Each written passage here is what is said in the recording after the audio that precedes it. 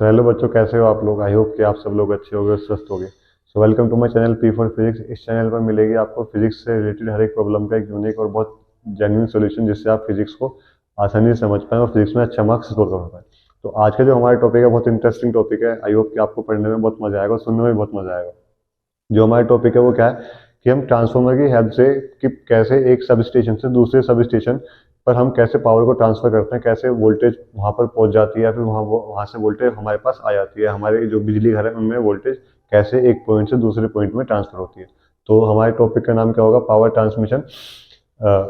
Power transmission using transformer. ठीक है ना, कि how can be power transmitted from one sub station to another sub station by using a simple form of transformer और by using the step up transformer और step down transformer. So हमने क्या काम करा, हम स्टार्टिंग में क्या मान के चलते हैं कि चलो हमारे पास एक एनर्जी है, हमारे पास एक पावर है।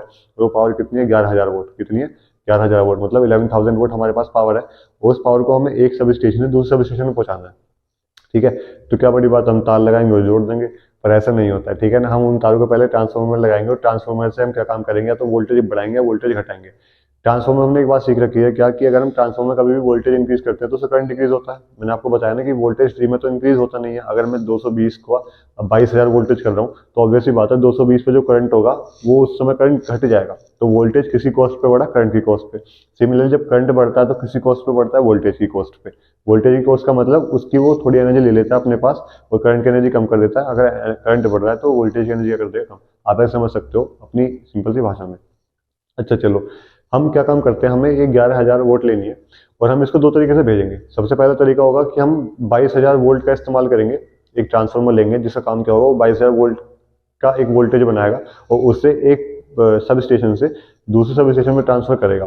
ठीक है, लेकिन हम दूसरे वाले केस का मान के चलेंगे कि जो हमारा जो दूसरा वाला कंडीशन क्या होगी कि हम कितने वोल्टेज का इस्तेमाल करेंगे, 220 वोल्टेज का। कि 220 वोल्टेज का इस्तेमाल करके हम एक सब स्टेशन से दूसरे सब स्टेशन में पावर का ट्रांसफर करेंगे। ठीक है, तो उसमें हम किस तरीके से, किस चीज में हमें फायदा रहेगा या हमें किस चीज में नुकसान रहेगा। ठीक है ना, क्यों हम इतने हाई टेंशन वोल्टेज का इस्तेमाल करते हैं, high high high high voltage tension wires का इस्तेमाल करते हैं। जो आपने देखा होगा, आपके घरों के ऊपर भी होंगे, आप कहीं चलते होंगे तो आपको महसूस भी होता होगा कितने बड़े बड़े वायर्स होते हैं, उनमें इतनी भयंकर आवाज आती है, हमिंग की आवाज आती है इतनी ज्यादा, और इतनी ज्यादा हाई वोल्टेज होती है। हम वहाँ हाई करंट का इस्तेमाल क्यों नहीं करते? अगर वोल्टेज इतना खतरनाक है तो हाई करंट का इस्तेमाल क्यों नहीं करते?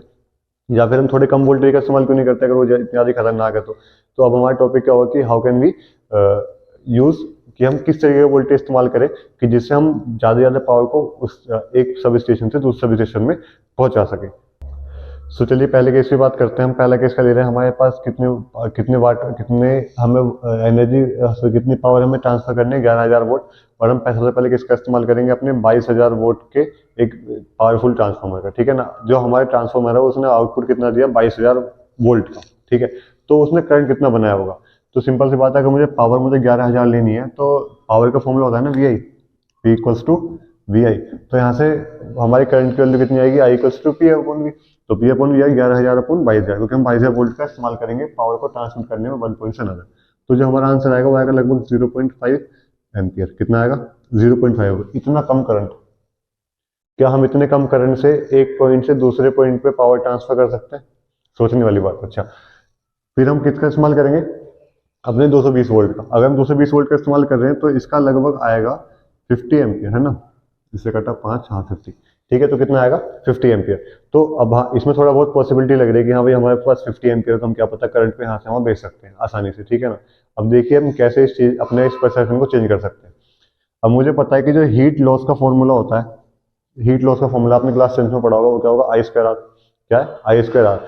हीट लॉस पर सेकंड की बात करते हैं। चले, सेकंड का मतलब हीट लॉस पर यूनिट टाइम। ठीक है ना, तो वो कितना होगा पर सेकंड, हम एक सेकंड की बात करेंगे तो हम क्या लिख रहे हैं, आई स्क्वायर आर। वरना हीट लॉस का फॉर्मूला होता है I square into R T. T का मतलब टाइम। अच्छा, हम टाइम क्या मान रहे हैं, एक सेकंड। तो मैंने वो कहा लिख दिया नीचे कि हीट लॉस पर सेकंड। कितनी हीट लॉस होगी पर सेकंड अगर मैं 22,000 वोल्ट का इस्तेमाल करूँ। हीट का मतलब जब तार में करंट चलेगा तो ऑब्वियसली बात है वहाँ हीट भी तो बनेगी, और कितनी हीट बनेगी वो पढ़नी है, और हीट एनर्जी का फॉर्मूला हमें पता है, आई स्क्वायर आर होता है। ठीक है, अगर मैं चाहे इस वाली वोल्टेज का इस्तेमाल करूँ या इस वाली वोल्टेज का इस्तेमाल करूँ, तारों का रेजिस्टेंस तो सेम ही रहना है। वायर्स का जो रेजिस्टेंस है वो तो फिक्स ही रहेगा, क्योंकि डिस्टेंस वायर की फिक्स है। अगर एक सब स्टेशन दूसरे सब स्टेशन से 5 किलोमीटर की दूरी पे, तो चाहे मैं उसमें 220 वोल्ट का इस्तेमाल करूँ, चाहे मैं उसमें 22,000 वोल्ट का इस्तेमाल करूँ, रहेंगे तो 5 किलोमीटर दूरी। ठीक है, तो रेजिस्टेंस में क्या रहेगा, सेम। तो जो हमारे आई स्क्वायर की वैल्यू आएगी वो आएगी 0.25 इंटू आर। ठीक है, इतने हीट का लॉस हुआ है पर सेकंड, मतलब पर सेकंड में कितने 0.25 आर। 0.25 कैसे, जब हम 0.5 का स्क्वायर करेंगे तो क्या आएगा 0.25 आर, ठीक है। दूसरे वाले केस में बात करते हैं, जब हमारा करंट कितना होगा 50, तो क्या होगा 50 का स्क्वायर इंटू आर, तो कितना हो गया 25 डबल जीरो और आर, ठीक है। तो हमारे कितना हीट लॉस हो रहा है पर सेकंड 2500 आर, कहने का मतलब 2500 इंटू आर। किस वाले केस में ज्यादा हीट लॉस हो रहा है, सेकंड वाले केस में हो रहा है नहीं हो रहा है, क्यों, क्योंकि हमने वोल्टेज कम कर रखा था, तो ऑब्वियसली बात है करंट बढ़ जाएगा, और हीट और करंट आपस में क्या करते हैं डायरेक्टली प्रोपोर्शनल, तो अगर जिस हिसाब से करंट बढ़ाएंगे तो हीट भी हिसाब से बढ़ेगा, इसलिए हम हाई टेंशन वोल्टेज का इस्तेमाल करते हैं, ना कि हाई टेंशन करंट का, ठीक है ना। तो करंट का इस्तेमाल क्यों नहीं करते, क्योंकि वो हीट ज्यादा बनाएगा और जिसकी वजह से हीट लॉस हो जाएगा। और वोल्टेज का इस्तेमाल भी करते हैं क्योंकि वो ज्यादा वोल्टेज से करंट कम बनेगा, और करंट कम बनेगा तो फिर हमारी हीट का जो हीट का लॉस है वो क्या होगा पर सेकंड भी कम होगा, ठीक है ना। तो इसलिए हम किसका इस्तेमाल करते हैं हाई वोल्टेज। इसके अलावा इसका दूसरा रीजन भी है, मान लीजिए आपका दोस्त कह रहा है कोई बात नहीं मैं तो ज्यादा हीट का इस्तेमाल कर लूंगा, क्या दिक्कत है। अगर आप ज्यादा हीट का इस्तेमाल करोगे तो ऑब्वियसली बात है कि तार क्या हो जाएंगे, पिघल कर नीचे टूट जाएंगे, आप एनर्जी ट्रांसफर नहीं कर पाओगे, पावर ट्रांसफर नहीं कर पाओगे। चलो कोई बात, उसने कहा कोई बात नहीं मैं मोटे तार का इस्तेमाल कर लूंगा, ठीक है, आपने कहा कर ले भाई मोटे तार का इस्तेमाल। अगर आप मोटे तार का इस्तेमाल कर लोगे तो वो तार खुद में इतने हैवी हो जाएंगे, उन तारों को रोकने के लिए जिन पोल्स का आप इस्तेमाल करोगे वो भी क्या लगाने पड़ेंगे, हैवी लगाने पड़ेंगे। और इंडिया जैसी कंट्री में जहाँ पे कभी भी पेड़ टूट जाते हैं किसी के ऊपर, और किसी भी तारों के ऊपर टूट जाते हैं, तो उस वाली कैसी कंट्रीज में इतने भारी पोल्स का इस्तेमाल आप कैसे कर सकते हो, है ना। तो वो भी इम्पॉसिबल सही काम है। अगर चलो आप पॉसिबल भी कर रहे हो तो उसकी कितनी इकोनॉमिक कॉस्ट बढ़ जाएगी भाई, इतने महंगे महंगे इतने भारी पोल लगाना, इतने हैवी वायर्स लगाना, उनको उठवाना, उसमें कितना टाइम कंज्यूम होगा और कितनी एनर्जी कंज्यूम होगी, और साथ में कितना ही हमारा पैसा कंज्यूम होगा इकोनॉमिकली। तो उन सब चीज़ों को देखकर हमने क्या डिसाइड करा कि हम किसी भी, जब हम कभी कोई भी पावर ट्रांसमिट करनी होती है किसी हाई पॉइंट से या फिर किसी भी पर्टिकुलर सब स्टेशन से दूसरे पर्टिकुलर सब स्टेशन में, तो हम किसका इस्तेमाल करते हैं हाई वोल्टेज का। और वो हाई वोल्टेज कैसे बनाई जाती है, by using step up transformer. Step up transformer हमने पढ़ी लिया आपने ट्रांसफार्मर वाले केस में कि जिसमें number of turns in secondary coil is greater than number of turns in primary coil, तो वहाँ पे वोल्टेज भी सेकेंडरी क्या होगा ज्यादा, प्राइमरी क्या होगा कम।